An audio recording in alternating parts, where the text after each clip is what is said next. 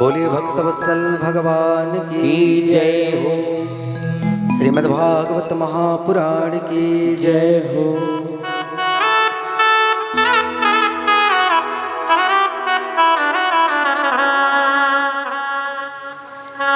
बड़ी प्यारी कथा हम और आप कल श्रवण पान कर रहे थे।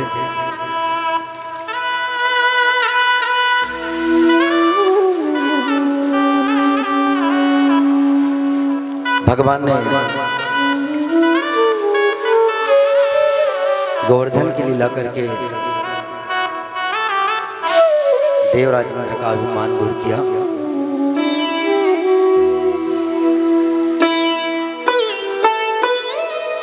इंद्र को लगा कि मैंने भगवान के भक्तों को डुबा करके मारने का प्रयास किया, ये मेरी गलती है।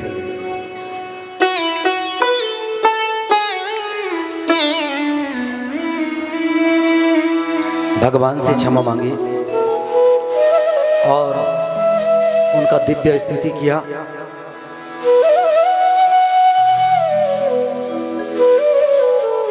विशुद्ध सत्वं तव धाम शांतम् तपोमयं ध्वस्तरजस्ततस्कम्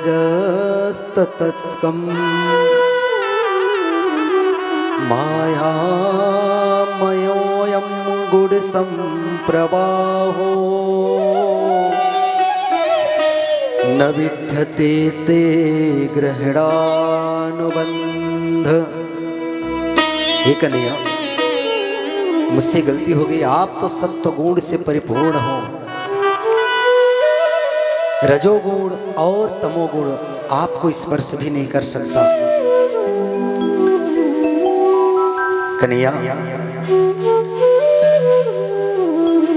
मुझे क्षमा कर दो। भगवान ने कहा, इंद्र जाओ, मैंने तुमको क्षमा किया। गलती तो तुमने भी की हो, लेकिन तुम्हारी गलती की वजह से मेरे जितने ब्रजवासी हैं मेरे शरण में आ गया, इसलिए मैं तुम्हें क्षमा कर दिया।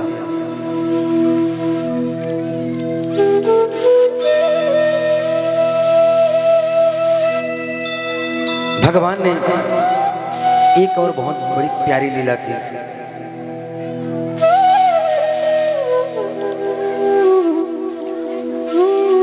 एक दिन जब गाय चरा करके भगवान वापिस हुए,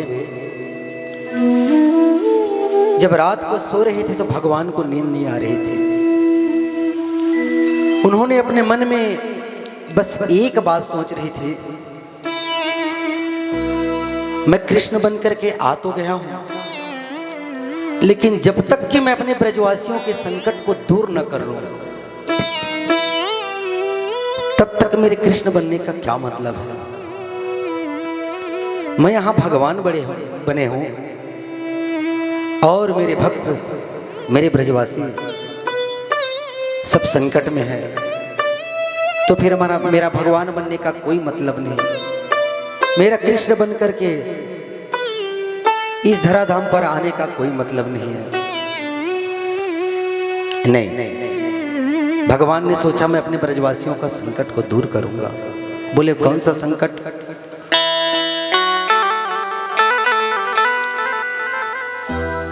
जमुना जी में रहता है तो कालिया नाग, और उनके जहर इतने विषैले हैं कि पूरे जमुना जी को प्रदूषित कर दिए हैं।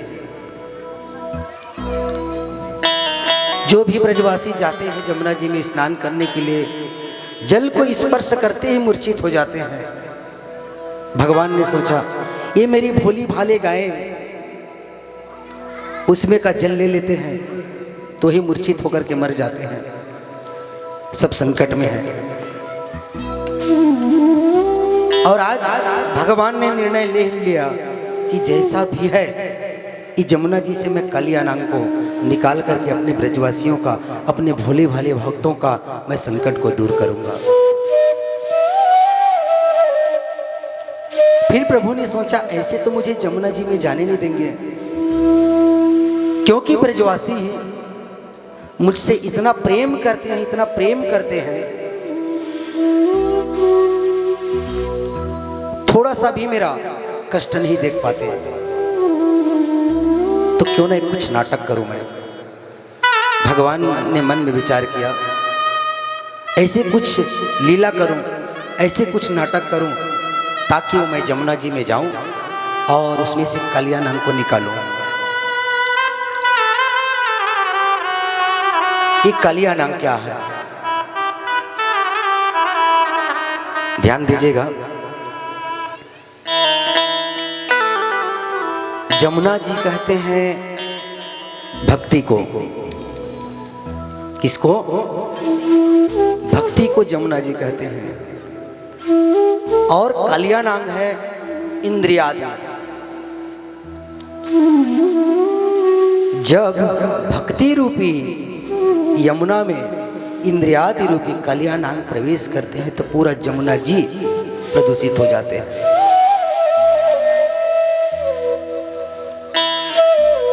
परमात्मा ने सोचा, मैं जैसा भी है यहाँ से कालिया नाग को निकालूंगा और अपने सभी भक्तों का संकट को मैं दूर करूंगा। मैं मन में ठान लिया, आज अपने ग्वाल बाल सखाओं के साथ में जमुना जी के किनारे गए और उन्होंने एक बड़ी सुंदर खेल खेलने का विचार किया, जिसे कहते हैं कंदुक क्रीड़ा।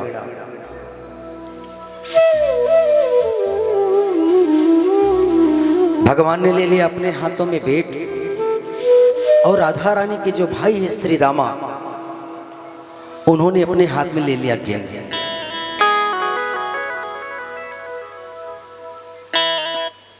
भगवान तो चाहते थे कि ऐसा कुछ माहौल बने ताकि मैं जमुना जी में प्रविष्ट हो जाऊं और उसमें से कालिया नाग को निकालूं मैं उसको। लेकिन ब्रजवासी जो है, भगवान के सखा जो है, इतना प्रेम करते थे भगवान से।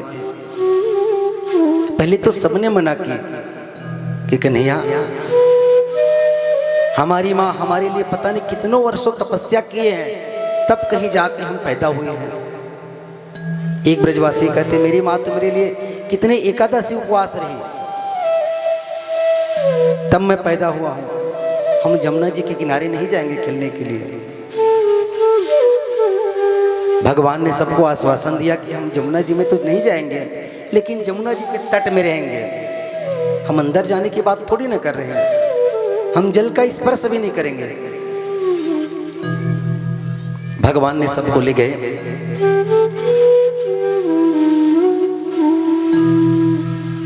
और जैसे ही खेल खेलना प्रारंभ किए तो पहले तो भगवान स्वयं बेट चलाए नहीं, जितने भी बाल सखा थे सब खेल रहे थे। पहले भगवान धीरे धीरे अपना माहौल बना रहे थे कि मैं जमुना जी में जाऊं और प्रवेश हो जाऊं। जब भगवान की बारी आई बेट चलाने की तो ऐसा जोर से बल्ला घुमाया कि गेंद सीधे जमुना जी में चली गई। अब जितने भी भगवान के बाल सखा थे सबने कहा, कन्हैया अब बताओ हमारी गेंद का क्या होगा। हम तो अपना गेंद लेके ही मानेंगे, हमारी गेंद हमको लाको वापिस करो। लड़ने लगे तो मैं होने लगे। भगवान ने कहा, देखो मैं जानबूझ के तो उस गेंद को जमुना में फेंका नहीं हूं। भगवान तो चाह रहे थे कि मेरे जो बाल सखा है सब मुझको जिद करे ताकि मैं जमुना जी में प्रविष्ट हो करके उस कालिया नाग को निकालूं। ऐसा कुछ माहौल बनाऊं मैं। इसके बदले तुम एक नहीं, दो नहीं, 10 गेंद ले जाना। फिर किसी के प्राण के बदले प्राण थोड़ी लोगे तुम। जो राधा रानी के भाई थे श्री दामा, उन्होंने कहा, अच्छा कन्हैया, अगर तुम्हारी गेंद होती तो क्या ऐसी जमुना जी में फेंकते अपनी गेंद को? हम तो वही गेंद लेके ही मानेंगे, अपना ही गेंद लेंगे हम। भगवान मन ही मन हंस रहे हैं और सोच रहे हैं कि माहौल तो जम ही रहा है, अब मुझे कौन रोक सकता है जमुना जी में जाने के लिए। भगवान ने कहा देखो मधुमंगल श्री दामा, मेरी बात मान जाओ, मैं इस गेंद के बदले में चांदी का गेंद नहीं दूंगा, सोने का गेंद दे दूंगा। वो तो रस्सी का गेंद है, उसके लिए जिद मत पकड़ो। अगर ज्यादा जिद करोगे तो मैं कदम के वृक्ष के ऊपर में चढ़ जाऊंगा, वहां से मैं जमुना जी में कूद दूंगा। जिद मत करो मुझसे, तुम मेरे स्वभाव को भी जानते नहीं। भगवान कह रहे अपने बाल सखाओं से। भगवान के जितने भी मित्र थे, मधुमंगल श्रीदामा इत्यादि, सबने कहा बस बस कन्हैया, बस इतना ही ताव दिखाओ, हम जानते हैं कि तुम नहीं कूद पाओगे। भगवान ही मन सोच रहे हैं और एक ही क्षण में उस कदम के वृक्ष ऊपर छलांग लगा करके चढ़े और जमुना जी में कूद गए। जमुना जी में जैसे कूदे भगवान, घर में बैठी थी माँ यशोदा, उनका हृदय धड़कने लगा और मन में सोचने लगे कि हे भगवान, शाम तक को प्रतिदिन कन्हैया गाय चरा करके वापिस आ जाते थे, लेकिन आज अभी तक क्यों नहीं आए हैं। बलराम जी से पूछे कि बलराम आज तुम नहीं गए कन्हैया के साथ में। बलराम जी ने कहा मैया मैं क्या बताऊं, मैं तो जाने ही वाले थे, लेकिन मुझे मना कर दिए, मैं क्या करूं। अब तो यशोदा मैया व्याकुल हो गए। बाहर में गए, घर से बाहर निकले तो जितने भी ब्रजगोपियाँ थी सब आ गई माँ यशोदा के सामने में, कहने लगी कि मैया तुमने आज कन्हैया को क्यों छोड़े हो, पता नहीं वो जमुना जी में क्या कर रहे होंगे, जमुना जी के जल इतने विषैले हैं। सब लोग व्याकुल हो गए। अबाल वृद्धा वनिता सर्वेंग पशो वृत्या, बच्चे से बच्चे, जवान से जवान, बूढ़े से बूढ़े, क्योंकि कन्हैया तो सबका प्राण थे, ब्रजवासियों के तो प्राण तो कन्हैया ही थे। अबाल वृद्धा वनिता सर्वेंग पशु वृत्यतः निर्जग्मुर्गोकुला दत्तिनः कृष्ण दर्शन लालसः। उनको ये लग रहा था हम कितना जल्दी अपने कन्हैया का दर्शन कर ले। जितनी भी गायें थी सब रोने लगी, सबके आंखों से आंसू बहने लगे। ग्वाल बाल सखा सब दौड़े दौड़े जमुना जी के किनारे गए और जो भगवान के मित्र थे मधुमंगल श्रीदामा इत्यादि सब भगवान की विरह में जमुना जी के तट पर मूर्छित पड़े हुए हैं कि हम क्या मुँह लेकर के जाएंगे, माँ यशोदा को क्या जवाब देंगे। भगवान तो चले गए जमुना जी में, खूब देर तक इंतजार किए। बाल सखाओं ने सोचा बस कालिया नांग इसको खा गए होंगे, क्योंकि वो साधारण नहीं था, एक फन वाला।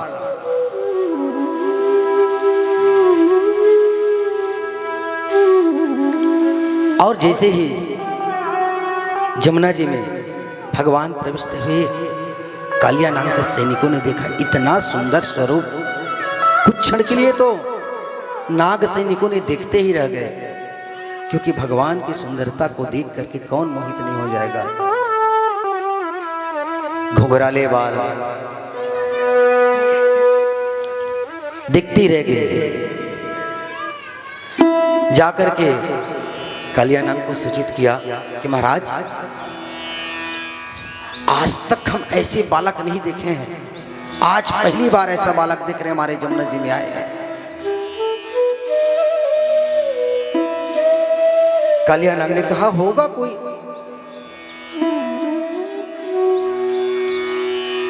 उन्होंने कहा कहो तो उसको मार देते हैं। कालिया नाग ने कहा रुको तो सही, एक बार देख तो लो कि कैसा है वो। और कालिया नाग ने जैसे ही भगवान को देखा बस वो तो दिखते ही रह गए। एक बार तो मारना चाहा कालिया नाग ने, लेकिन उनके मन में फिर विचार आया कि नहीं, ये तो प्यार करने लायक है, ये तो लाड डालने लायक है, ये मारने लायक नहीं है, इसको नहीं मारूंगा। मैं इतना दुष्ट नहीं हूं जो इतने सुंदर बालक को मैं मार दूं। फिर मन में विचार किया कालिया नाग ने, नहीं, अगर इसी तरह सुंदर बालकों से मैं प्रेम करते रहा तो मेरे प्रति जो भय है औरों की, वो भय छूट जाएगा, मेरा कोई महत्व ही नहीं होगा, इसको मैं मार डालता हूं मैं। और विशाल काय शरीर से भगवान को लपेट लिया। भगवान मंद मंद मुस्कुराने लगे और मन में सोचा, ये कालिया नाग ने तो हमें ऐसे लपेट लिया जैसे माँ ने उखल से बांधे थे हमें। मैंने कल निवेदन किया था, भगवान जितना छोटा बनना जानते हैं उतना बड़ा भी बनना जानते हैं। भगवान ने क्या किया, अपने शरीर को फुलाया और इतना फुलाया शरीर को, कालिया नाग का जो शरीर था वो ढीला पड़ गया।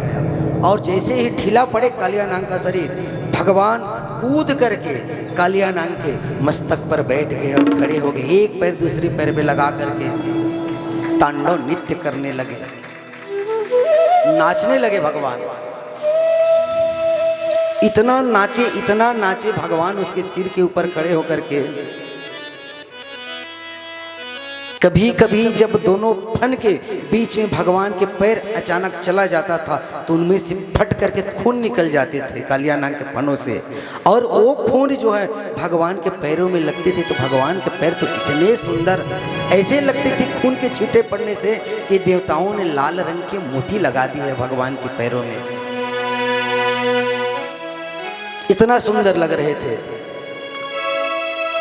यही दृश्य सूरदास जी महाराज अपने हृदय के नेत्र से देख रहे थे और एक बड़ी सुंदर उन्होंने गीत लिख दी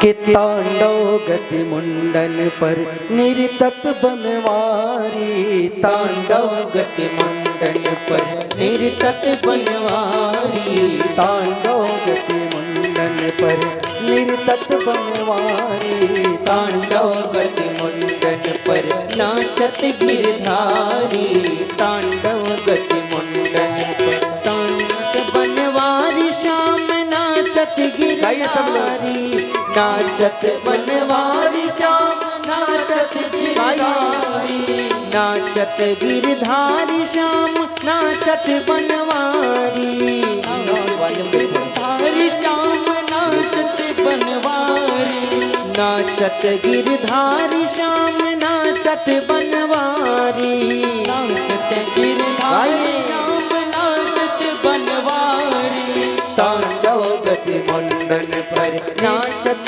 बनवारी, तांडव गति मुंडन पर नाचत गिरधारी, तांडव गति मुंडन पर।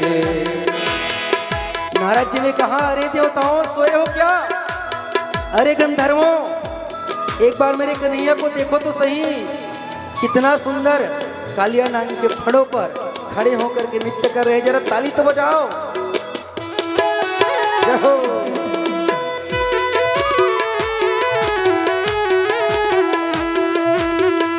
खन खनात पीत वसन फर फरात, धिगतान धिगतारी, तांडव गति मुंडन पर निरतत बनवारी, तांडव गति मुंडन पर नाचत बनवारी, तांडव गति मुंडन पर पम पम पम पग पटकत फम पम पम फनने पर, पम पम पम पग पटकत फम पम पम फनने पर, पम पम पम पग पटकत फम पम पम फनने पर, पम पम पम पम पटकत फम पम पम फनने पर, कालिया मुख गरल धूम नभ तक जो उठी झूम, निकसत मूर्ध्य रेत करते जयकारी, तांडव गति मुंडन पर निरतत बनवारी, तांडव गति मुंडन पर नाचत बनवारी, श्याम नाचत गिरधारी,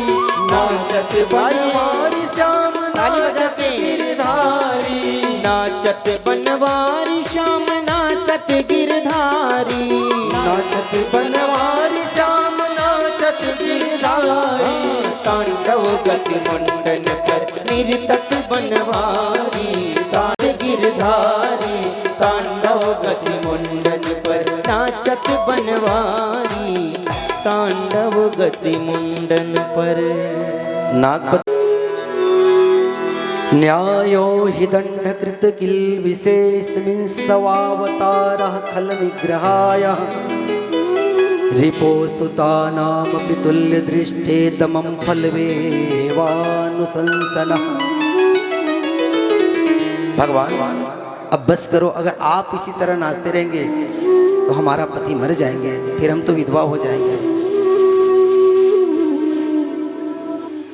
भगवान ने कहा चिंता मत करो, कुछ नहीं होगा।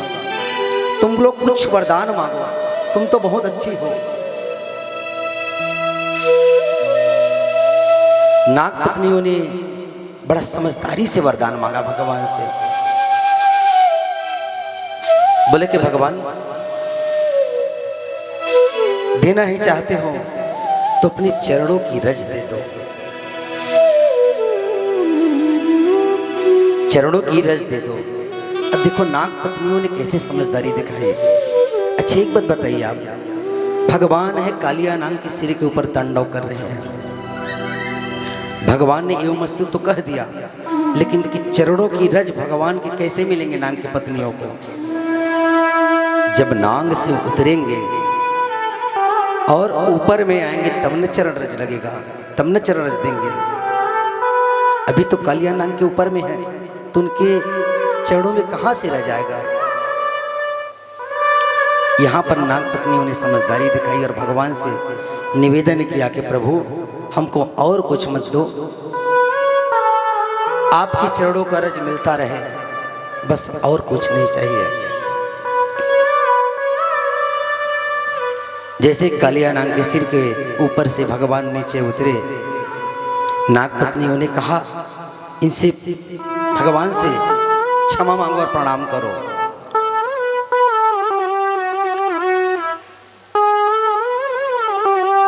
कालिया नाग ने कहा मैं इनको प्रणाम तो करूंगा, मैं नहीं कहता कि इनको प्रणाम नहीं करूंगा, क्षमा नहीं मांगूंगा, प्रणाम करूंगा, लेकिन इनसे एक प्रश्न करूंगा मैं।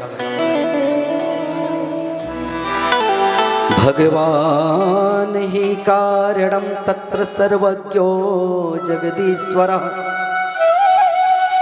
अनुग्रहं निग्रहं वा मन्यसे यद्विदेहिनः। भगवान एक बात बताओ, सब चीज का कारण तो आप ही हो। भगवान ही कारणं तत्र सर्वज्ञो जगदीश्वरः। ये कालिया नाग को किसने बनाया है? ये मेरी आपसे प्रश्न है। कालिया नाग करें भगवान से, बोले मैंने बनाया है। आपने बनाया? बोले हाँ। इसके अंदर जो जहर डाले वो किसने डाले हैं? बोले मैंने ही डाले हैं। तो बताओ प्रभु मेरी क्या गलती है? भगवान ने कहा कालिया नाग इसीलिए तो मैं तुमको मारा नहीं, केवल तुमको थोड़ा दंड दिया हूं मैं, क्योंकि जो तुम्हारे वजह से पूरा जमुना जी प्रदूषित हो जाती है, उससे मेरी भोली भाली गायें, मेरे बाल सखा, मेरे मित्र सब लोग कष्ट पाते थे। तो मैं क्या करूं? मैं जाऊं तो जाऊं कहां? भगवान बोले तुम जाओ, मैं तुम्हें मार नहीं रहा हूं, मैं तुम्हें एक सुंदर स्थान दे रहा हूं, तुम चले जाओ रमणक द्वीप में। कालिया नाग ने कहा प्रभु वहां से जब भेजे तो मैं यहाँ आकर के अपना प्राण बचा करके जमुना जी में छुपा हूं और फिर वहीं भेज रहे हो मुझे। बोले तुमको कोई कुछ नहीं करेगा। बोले क्यों? मैंने तुम्हारे मस्तक पर निशान लगा दिया हूं, जो भी इस निशान को देखेंगे तुमको कोई कुछ नहीं करेंगे। आज भी देखेंगे जो फन लेते हो नाग के ऊपर में निशान रहता है, भगवान के पैर का निशान है। भगवान बोले तुमको कोई कुछ नहीं करेंगे, तुम चले जाओ। देखिए कुत्ता दो प्रकार के होता है, ध्यान देंगे समझ जाएंगे आप। एक पट्टे वाला कुत्ता होता है और एक बिना पट्टे वाला कुत्ता। जिस कुत्ते के गले में पट्टे बंधे रहते हैं उसको मारने के लिए एक बार संकोच करते हैं लोग, जानते हैं कि जरूर किसी न किसी का कुत्ता आया है, अगर इसको मार देंगे तो इनके मालिक हमें मार देंगे। और जिनके गले में कोई पट्टा नहीं रहता, कोई भी पत्थर उठाता है मार देता है, कोई भी डंडे से वार कर देता है। भगवान ने कहा तुम जाओ, तुम्हारे मस्तक पर मैंने निशान लगा दिया है, तुमको कोई कुछ नहीं मारेंगे, कोई कुछ नहीं करेंगे।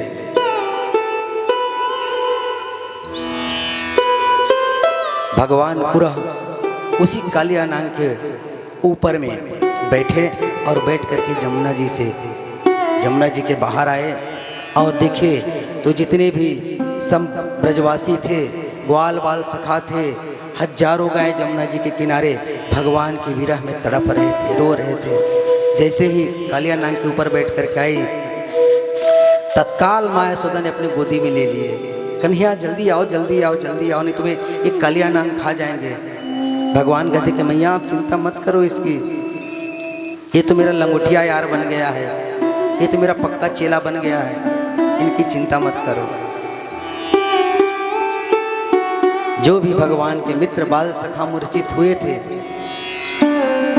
उनको अमृत वर्षणी मुरली बजा करके भगवान ने तत्काल जीवन दान दिया। सब लोग, सब ब्रजवासी, सब गोपियां भगवान को देख देख करके निहाल हो रहे थे। देखते ही देखते पूरा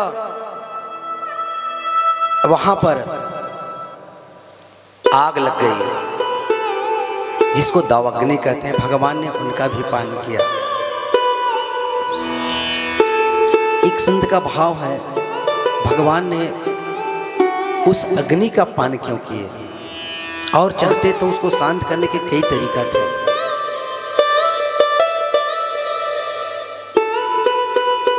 एक संत का बड़ा सुंदर भाव है, भगवान कहते हैं मैं इसलिए उस अग्नि का पान किया हूं क्योंकि ये मैं तो सबका दाह दूर करने के लिए आया हूं मैं, लेकिन इसका अग्नि का भी दाह दूर करूंगा मैं। दूसरी बात, इस अग्नि का मेरे जीवन में बहुत बड़ा एक उपकार है।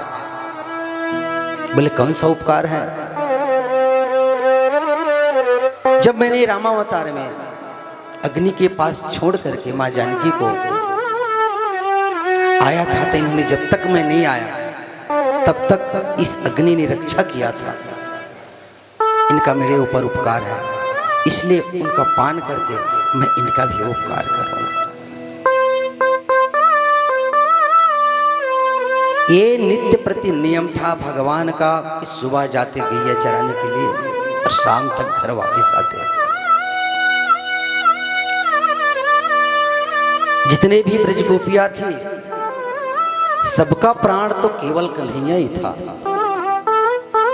भगवान के सिवाय उन्होंने और कुछ जाना नहीं अपने जीवन में सिवा कन्हैया के। उनका सर्वस्व ही कन्हैया था। जब सुबह गाय चराने के लिए जाती, भगवान एक झलक गोपियां उनको देख लेते और बस उन्हीं के स्वरूप का चिंतन करते रहते। कब तक के? जब तक के वो भगवान शाम को गाय चरा करके वापस नहीं आते, और पूरा उन्हीं के चिंतन में डूबे रहते। गोपियों को लगता कि भगवान हमारे पास ही खड़े हैं।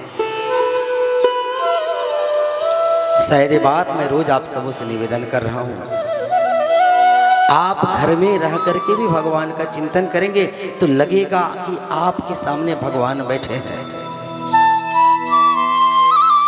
गोपियों की व्यथा थी।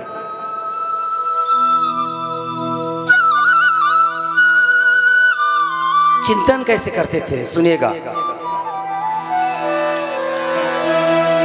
दसम स्कंद का जो मैं श्लोक गा रहा हूं वो प्राण है, मुझे सबसे प्यारा लगता है श्लोक। वरहा पीडम नटवर वपोह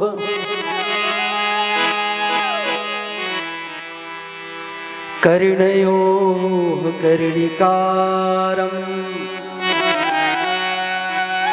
विभ्रदवासः कनककपिशं वैजयन्तीं च मालम् रन्ध्रान् वेणोरधर सुधिया पूरयन गोपवृन्दै वृन्दारण्यं स्वपदरमणं प्राविशद्गीतकीर्ति वरहापीठं नटवरवपुः कर्णयोः कर्णिकारं बिभ्रतवासा कनककपिशं वैजयन्तीं च मालं रन्ध्रानवेणुरधरश्रुतिया पुरयन गोपवृन्दै वृन्दारण्यं स्वपदरमणं प्राविशद्गीतकीर्ति। वरहा कहते हैं मोर पंख को। देखिए उनका चिंतन कैसे थे गोपियों का।